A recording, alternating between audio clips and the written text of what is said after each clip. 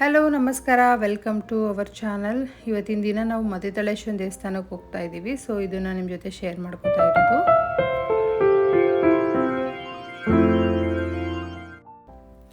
ಇವಾಗ ಟೈಮ್ ಸುಮಾರು 10:30 ಆಗಿದೆ. ಸೊ ಸ್ನಾನ ಎಲ್ಲ ಮಾಡಿಕೊಂಡು ಅಲ್ಲಿ ಪೂಜೆಗೆ ಏನೇನು ಐಟಮ್ ಬೇಕು ಮತ್ತು ಅಡುಗೆ ಮಾಡೋಕ್ಕೆ ಏನೇನು ಐಟಮ್ ಬೇಕು ಇದೆಲ್ಲ ರೆಡಿ ಮಾಡಿ ಇಟ್ಕೊಂಡಿದ್ವಿ. ಅದನ್ನು ಕಾರ್ಗೆ ಇಟ್ಕೋತಾ ಇದ್ದೀವಿ.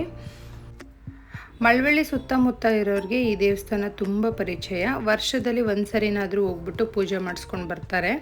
ನಾನು ಇಲ್ಲಿಗೆ ತೆನಿ ಹರಿಯಕ್ಕೆ ಹೋಗ್ತಾಯಿದ್ದೆ ಗೌರಿ ಹಬ್ಬದ ಟೈಮಲ್ಲಿ. ಸುಮಾರು ವರ್ಷಗಳೇ ಆಗಿಬಿಟ್ಟಿದೆ, ಹೋಗೇ ಇರಲಿಲ್ಲ. ಹಂಗಾಗಿ ಎಲ್ಲರೂ ಸೇರಿ ಪೂಜೆ ಮಾಡಿಸ್ಕೊಂಡು ಅಡುಗೆ ಮಾಡಿ ಊಟ ಮಾಡಿ ಬರೋಣ ಅಂತ ಹೇಳಿಬಿಟ್ಟು ಪ್ಲ್ಯಾನ್ ಮಾಡ್ಕೊಂಡು ಹೊರಡ್ತಿರೋದು. ಸೊ ಪೂಜೆಗೆ ಮತ್ತು ಅಡುಗೆಗೆ ಏನೇನು ಐಟಮ್ ಬೇಕು ಎಲ್ಲ ಎತ್ಕೊಂಡಿದ್ದಾಯಿತು.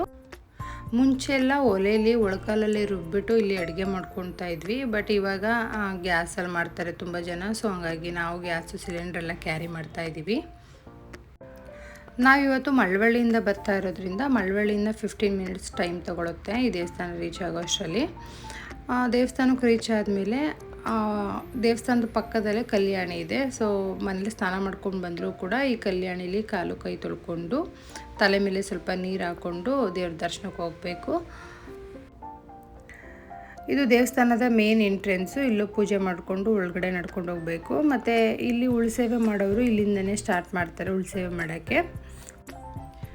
ಇಲ್ಲಿರೋದು ನಾಗದೇವರು. ಅದು ಮತ್ತಿ ಮರದ ಕೆಳಗೆ ನೆಲೆಸಿರೋದ್ರಿಂದ ಮತ್ತಿತಳೇಶ್ವರ ಅಂತ ಕರೀತಾರೆ.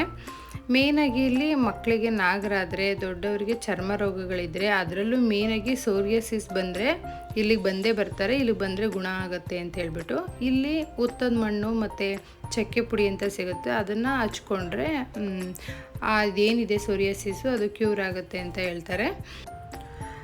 ಕನಸಲ್ಲಿ ಹಾವುಗಳೇನಾದರೂ ಬರ್ತಿದ್ರೆ ಇಲ್ಲಿಗೆ ಬಂದು ಪೂಜೆ ಮಾಡಿಸ್ಕೊಂಡು ಹೋಗ್ತಾರೆ. ಸೊ ಮಿನಿ ಕುಕ್ಕೆ ಸುಬ್ರಹ್ಮಣ್ಯ ಅಂತ ಕೂಡ ಕರೀತಾರೆ. ನಾಗರ ಎಡೆ ಕೂಡ ಕೊಡ್ತೀನಿ ಅಂತ ಅರ್ಕೆ ಮಾಡ್ಕೊಂಡಿರ್ತಾರೆ ಕೆಲವೊಬ್ಬರು. ಇಲ್ಲೇ ತೆಗೆದು ಅದನ್ನು ಕೂಡ ಕೊಡ್ತಾರೆ. ಮತ್ತು ತೆನಿ ಹರಿಯೋಕ್ಕೆ ನಮಗೆ ಹಾಲು ಬೆಣ್ಣೆ ಎಲ್ಲ ಸಿಗುತ್ತೆ. ಸೊ ಮನೆಯಿಂದನೇ ತರಬೇಕು ಅನ್ನೋದೇನಿಲ್ಲ, ಎಲ್ಲ ಮಾರ್ತಾ ಇರ್ತಾರೆ. ಮತ್ತು ಅಡುಗೆ ಮಾಡೋರಿಗೆ ಸೌದೆಗಳು, ಪಾತ್ರೆ ರುಬ್ಕೊಡೋಕ್ಕೆ ಗ್ರೈಂಡಿಂಗ್ ಮಿಷಿನ್ಸು ಮತ್ತು ಗ್ಯಾಸು ಎಲ್ಲ ಸಿಗುತ್ತೆ. ಹಾಗೆ ದೇವಸ್ಥಾನದ ಹತ್ರ ಬಂದರೆ ದೇವಸ್ಥಾನದ ಪಕ್ಕದಲ್ಲೇ ಬಸಪ್ಪ ಇದೆ. ಬಸಪ್ಪದ ಪಕ್ಕದಲ್ಲೇ ನಾಗರಕಲ್ಲು ಸಿಗುತ್ತೆ. ಮೊದಲು ಇಲ್ಲಿ ಪೂಜೆ ಮಾಡ್ಕೋಬೇಕು. ಬೆಳಗಿನ ಜಾವ ಸ್ವಲ್ಪ ರಶ್ ಇರ್ತಾರೆ. ಅಂದರೆ ಒಂದು ಅಪ್ ಟು 10ವರೆಗೂ ತುಂಬಾ ರಶ್ ಇರ್ತಾರೆ. ಯಾಕಂದರೆ 6 ಗಂಟೆ ಮೇಲೆ ಈ ದೇವಸ್ಥಾನದಲ್ಲಿ ಯಾರೂ ಇರೋಂಗಿಲ್ಲ. ಸೊ ಆದಷ್ಟು ಬೇಗನೆ ಬಂದುಬಿಟ್ಟು ಪೂಜೆ ಮಾಡಿಕೊಂಡು ಅಡುಗೆ ಮಾಡಿಕೊಂಡು ಮಧ್ಯಾಹ್ನದಷ್ಟೇ ದೇವಸ್ಥಾನದಿಂದ ಹೊರಟ್ಬಿಡ್ತಾರೆ. ಸೊ ಹಂಗಾಗಿ ಬೆಳಗಿನ ಜಾವ ಯಾವಾಗಲೂ ರಶ್ ಇರುತ್ತೆ. ಮಧ್ಯಾಹ್ನ ಮೇಲೆ ಸ್ವಲ್ಪ ರಶ್ ಕಡಿಮೆ ಆಗ್ತಾ ಬರುತ್ತೆ. ಅಲ್ಲಿ ಪೂಜೆ ಮಾಡಿಕೊಂಡು ದೇವ್ರ ದರ್ಶನ ಮಾಡೋಣ ಅಂತ ಹೇಳ್ಬಿಟ್ಟು ದೇವಸ್ಥಾನಕ್ಕೆ ಬಂದ್ವಿ. ದೇವಸ್ಥಾನದಲ್ಲೂ ಕೂಡ ಅಂಥ ರಶ್ ಏನಿರಲಿಲ್ಲ, ಫ್ರೀಯಾಗಿ ದರ್ಶನವೇ ಆಯಿತು. ದೇವ್ರ ದರ್ಶನ ಎಲ್ಲ ಮುಗಿಸಾದ್ಮೇಲೆ ನಾವು ಅಲ್ಲಿ ತನಕ ಉಪವಾಸನೇ ಇರ್ತೀವಿ. ಅದಾದಮೇಲೆ ಅಡುಗೆ ಮಾಡಿಕೊಂಡು ಊಟ ಮಾಡೋದು. ಇಲ್ಲಿ ನೋಡ್ಬೋದು ಸುಮಾರು ಜನ ಒಳಕಲ್ಲಲ್ಲಿ ರುಬ್ತಿದ್ದಾರೆ ಮತ್ತು ಒಲೆಲೆಲ್ಲ ಅಡುಗೆ ಮಾಡ್ತಿದ್ದಾರೆ.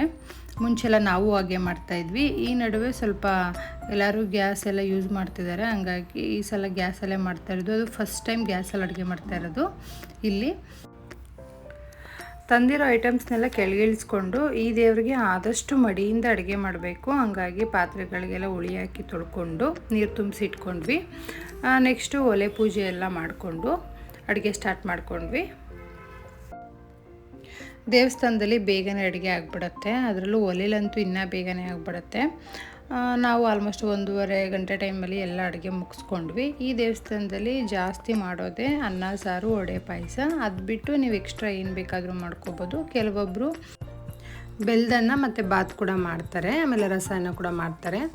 ನಾವು ಇವತ್ತು ಅನ್ನ ಸಾರು ವಡೆ ಪಾಯಸ ಮತ್ತು ಒಂದು ಗೊಜ್ಜು ಮತ್ತು ಕೋಸಂಬರಿ ಮಾಡ್ತಾ ಇರೋದು ಅಷ್ಟೇ. ಇದೆಲ್ಲ ಮಾಡಿಬಿಟ್ಟು ದೇವರಿಗೆ ಎಡೆ ಕೊಡಬೇಕು. ಎಲ್ಲ ಟೇಸ್ಟ್ ನೋಡೋಕ್ಕಿಂತ ಮುಂಚೆನೇ ಸ್ವಲ್ಪ ಸ್ವಲ್ಪ ಎತ್ತಿಟ್ಕೊಂಡು ದೇವಸ್ಥಾನದ ಪಕ್ಕನೇ ಒಂದು ಮರ ಇದೆ. ಸೊ ಅಲ್ಲಿಗೆ ಹೋಗ್ಬಿಟ್ಟು ನಾವು ಇಟ್ಬಿಟ್ಟು ಪೂಜೆ ಮಾಡ್ಕೊಂಡು ಬರಬೇಕು. ಅಲ್ಲಿಂದ ಬಂದು ನೆಲ ಉಪ್ಪತ್ತು ಬಿಡ್ತೀವಿ ಅನ್ನೋರು ನೆಲದ ಮೇಲೆ ಊಟ ಮಾಡಬೇಕು. ಅಂದರೆ ಸ್ವಲ್ಪ ಅನ್ನನ ನೆಲಕ್ಕೆ ಹಾಕ್ಬಿಟ್ಟು ತಟ್ಬಿಟ್ಟು ಅದ್ರ ಮೇಲೆ ಊಟ ಮಾಡಬೇಕು. ಇಲ್ಲಿ ಊಟ ಮಾಡಾದ್ಮೇಲೆ ಮನೇಲಿ ಹೋಗ್ಬಿಟ್ಟು ಬೇರೆ ಅಡುಗೆ ಎಲ್ಲ ಮಾಡೋಂಗಿಲ್ಲ. ಇಲ್ಲಿ ಏನು ಮಿಕ್ಕಿರುತ್ತೋ ಅದನ್ನು ತೊಗೊಂಡೋಗ್ಬಿಟ್ಟು ಊಟ ಮಾಡಬೇಕಾಗತ್ತೆ. ಈಗ ನಮ್ಮದು ಆಲ್ಮೋಸ್ಟ್ ಅಡುಗೆ ಎಲ್ಲ ಮುಗ್ದಿತ್ತು. ಜಸ್ಟ್ ಇನ್ನು ವಡೆ ಬೇಯಿಸ್ತಾಯಿದ್ರು ಅಷ್ಟೇ. ಅದೆಲ್ಲ ಆದರೆ ಕಂಪ್ಲೀಟಾಗಿ ಆಯಿತು. ಸೊ ಒಂದಷ್ಟು ಜನಕ್ಕೆ ಊಟ ಕೇಳಿದ್ವಿ, ಅವರು ಕೂಡ ಬಂದಿದ್ದರು. ಅವ್ರಿಗೆಲ್ಲ ಊಟ ಬಡಿಸ್ಬಿಟ್ಟು ನಾವು ಕೂಡ ಊಟ ಮಾಡ್ಕೊಂಡು ಬಂದ್ವಿ. ಈ ದೇವಸ್ಥಾನಕ್ಕೆ ನೀವು ಯಾರಾದರೂ ಹೋಗಿದ್ರೆ ಕಮೆಂಟಲ್ಲಿ ತಿಳಿಸಿ. ಯಾರು ಹೋಗಿಲ್ವೋ ಅವರು ಒಂದು ಸಲ ಹೋಗೋಕ್ಕೆ ಟ್ರೈ ಮಾಡಿ ಅಂತ ಹೇಳ್ತಾ, ತುಂಬ ಒಳ್ಳೆ ದೇವಸ್ಥಾನ, ಹಾಗೆ ಒಂದು ಒಳ್ಳೆ ನೆಮ್ಮದಿ ಸಿಗತ್ತೆ ಹೋದರೆ. ಇವತ್ತಿನ ವಿಡಿಯೋ ಇದಾಗಿತ್ತು. ಈ ವಿಡಿಯೋ ನಿಮಗೆ ಇಷ್ಟ ಆದರೆ ಲೈಕ್, ಶೇರ್, ಕಮೆಂಟ್ ಮಾಡಿ ಅಂತ ಹೇಳ್ತಾ ಥ್ಯಾಂಕ್ ಯು ಫಾರ್ ವಾಚಿಂಗ್.